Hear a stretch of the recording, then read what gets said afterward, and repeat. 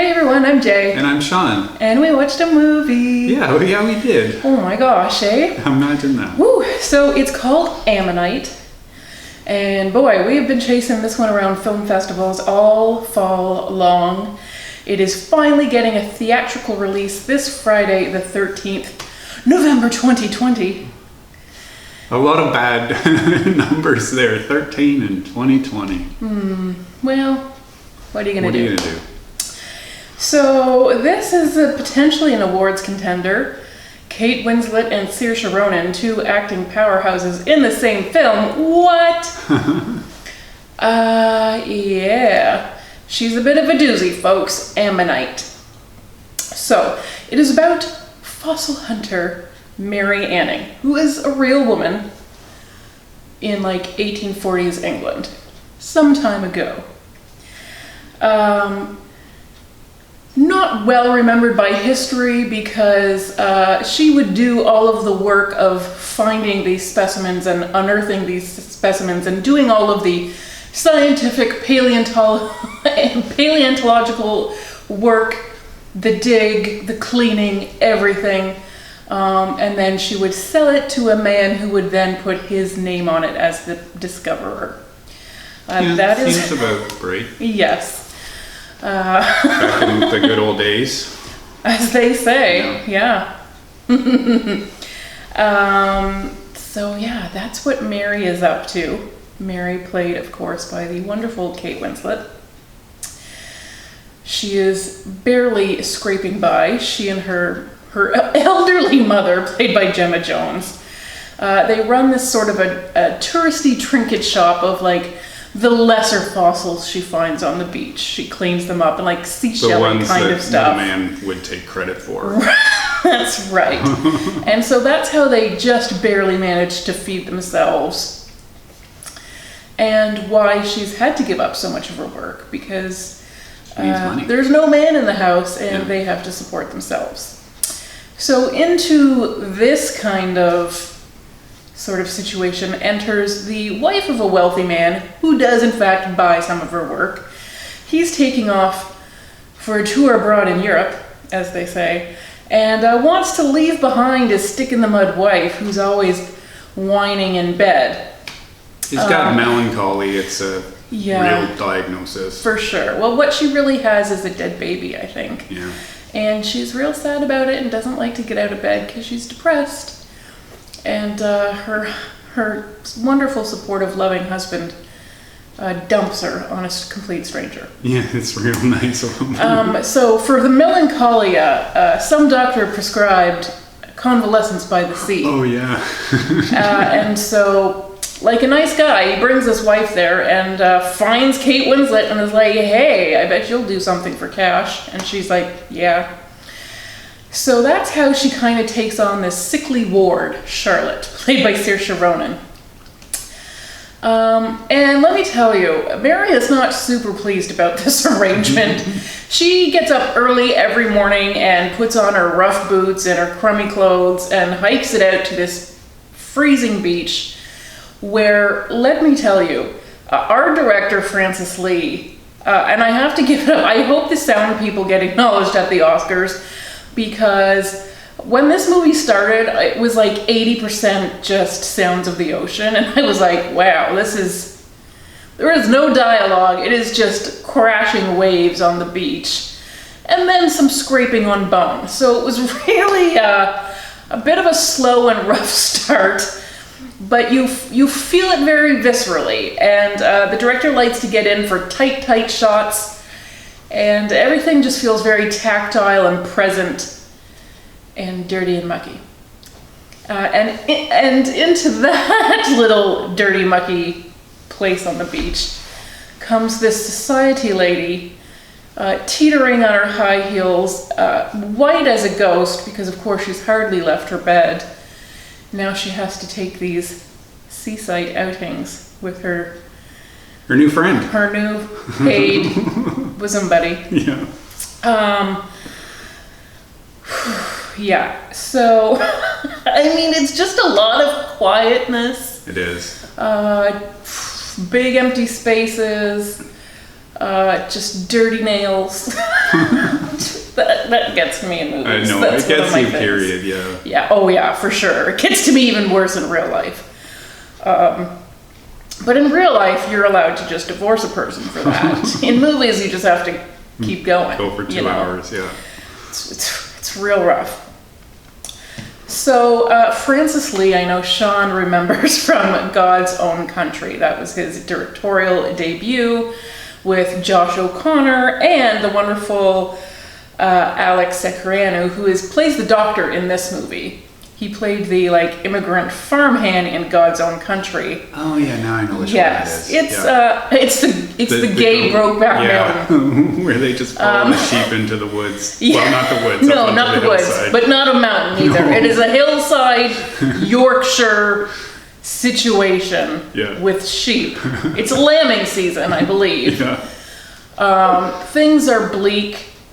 Things were bleak, yes, and they're bleak in this one too. Yes, things are bleak, and the landscape is like the third person in both of these movies. Gemma Jones was in that one too, you may remember. So really, Francis Lee likes who he likes, and he likes the certain kind of story. Yeah. Gay ones, I think, is what we're getting at.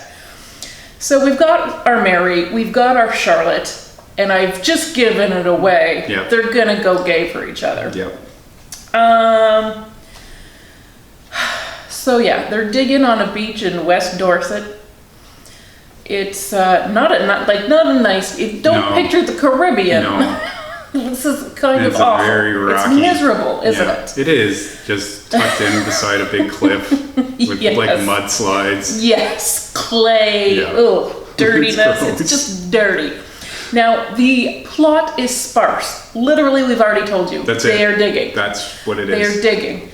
And of course, poor Charlotte is sickly. Right. I mean, she just needs someone to care about her, really. Mostly, but also she needs doctors to stop giving her bad advice, like, Get in the go cold get in the water. ocean. That should help you. Because then she gets physically sick, and Kate Winslet has to take care of her through that too. Yeah, but how else do you get to rub a salve on somebody's chest? There are very few excuses, then, stare longingly, like a real foot fixation. Because someone is in your sick bed. Mm-hmm. That's true. Oh boy. So yeah, the plot is very sparse. Yep. The performances are as muted as the environment is.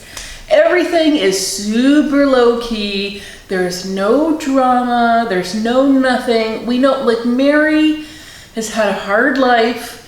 I don't even think her lips can physically form a smile. She's just a sour puss all the time. And of course, we know Charlotte is incredibly depressed. Yeah. There is no flirtation here. I didn't find. I didn't even think there was a great chemistry here. No, they're just two people together that are both very lonely. Yes. And then just out of the blue, it kind of feels suddenly they're going downtown. Not downtown Dorset. I don't know that there is a downtown Dorset. In 1840. Yeah. It might have just been the curio shop. England. Yeah. Her own curio shop? Oh, that's embarrassing. Yeah. I mean, here's the thing. Whether or not you think that this particular lesbian sex is super hot and passionate, it's pretty quiet because mom is just down the hall. So there's a lot of, repressed moans and hands on the mouth.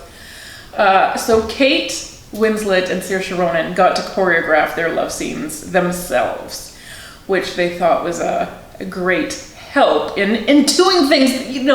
I always think when I'm watching that's somebody's day at work. This is very awkward.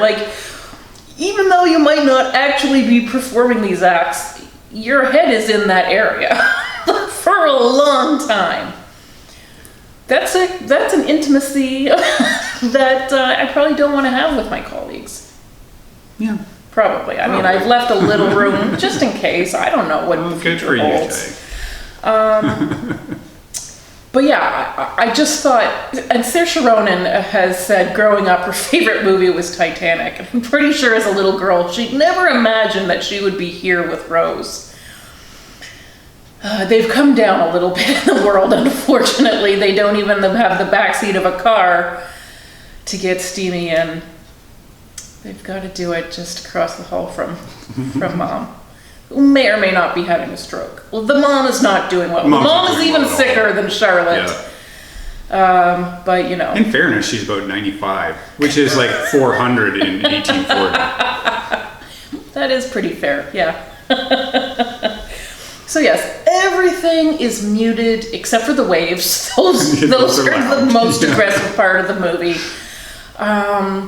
Yeah, Sean, I mean, did you like it? No, okay. I don't think you can like this movie. Okay. Like, it's really not giving much at all. There's nothing happening. Well, it's like Jay told you what happened in like 30 seconds. That's a 2-hour movie. My most concise. Yeah, that's a 2-hour movie. It's so slow. It is so slow. That's what I thought. Like, really the only time you perked up from your phone was when Kate and Saoirse were doing the kissy. I had to see how they choreographed it. Sure, yes, you did have to see. But there's a long stretches of very nothing. And you know, first I already told you about their dirty fingernails. And the gross underwear they wore. Like, there's really very little that is sexy about this time period. We love to have romances set in period times, but it's gross. They didn't even bathe. There's literally like one scene the whole time when she attempts to get the dirt off her hands in her mother's kitchen. Like, it's so gross. It's so hard for me to take. You were not made for that time, that's for sure. No, not at all. You really have to be the princess or nothing. Even then. Even then. Oh, I know. So yes, is this a lesbian romance? Well, I guess it's lesbian. I didn't see a lot of romance. That's the thing. I didn't feel like there was a falling in love. They don't even really get to know. We don't even hear them talk very much. Of course, obviously the wind is really high and the waves are crashing. But maybe they're getting to know each other. I think Saoirse Ronan was maybe a little surprised that she had it in her. But yeah, it's quite a slog to get to. Not enough sex scenes, I guess. There's not enough reward. And I would even the reward is, I think, a little dubious, guys. If you're in it just for that, don't get into it. Isn't that fair? That's fair. Certainly don't go see it in the theaters of Friday the 13th of November 2020, because you can't even fast forward. Yeah, I don't know. I didn't even really feel like there was a great chemistry. They're both doing really great work independently. Yeah, this is not the fault of either of those two actors. No. They're very good, as they always are. But what do they have to work with here? Like, they aren't talking. They aren't making a connection because they're on a beach working separately. Yeah. Like, they're not even like making like eye contact or like anything like that. Sexy eye contact. Yeah. They're just in the same vicinity, and then one gets sick. And then there's the cell. There's a cell. Yeah. I mean, one of them is unconscious for the cell, so it's not it's not really steamy as I'm making it out to be. No. Although the salve does come from an ex-girlfriend, so there's that. She's introducing some toys from a past relationship into the bedroom, and that's controversial. It is.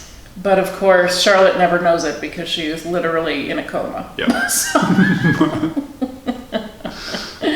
Good thing she had those delicate white feet. They spoke enough for both of them, apparently. Yes, it really motivated. I don't know, like, I was really disappointed in this movie, to be honest. Yeah, you can definitely see why we didn't get to see it at TIFF. It's just not a very good movie. Yeah, it's makes you work for it. Yeah. And then for what? Well, yeah, I mean, it does not romanticize the time period. It is like, you know what? Things probably didn't end all that well for them. I don't think they lived happily ever after. Yeah, I think from a historical perspective, this is probably pretty accurate of how people lived and loved. Mm-hmm. Or didn't. Or didn't. I mean, certainly there is no textbook that's like, oh yeah, they weren't just friends and colleagues. Yeah. They shared a jar of self. No, so it's Francis Lee's fiction that these two might have been lovers. And I mean, I guess for Charlotte's sake, let's hope so. Her husband seemed like quite a dud. Oh yeah, he was totally a dud. So that might have been her, 5 or 6 weeks of fun in a lifetime of misery. Yeah, she probably died when she was 35 though, so there's that. Lucky her. Yeah.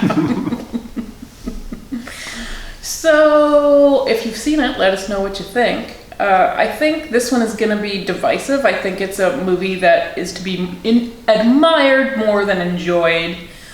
I think there are a lot of beautiful components to the film, but as a piece of entertainment, I feel like it definitely failed me.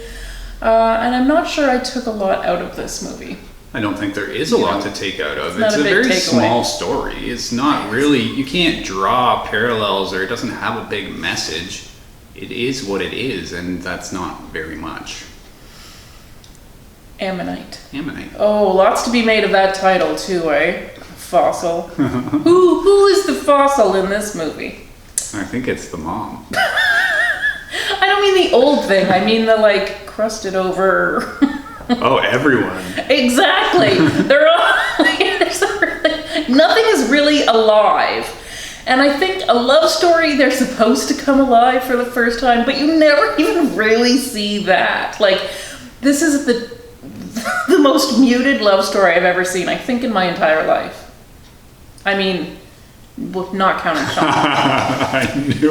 I knew it. Okay. They were just period lesbians. You are a robot, so yeah, that's two different things. It is. But really, in the movies, I've never seen anything so passionless. So it's really not an exciting watch. It did not inspire any feelings of great excitement or love in myself.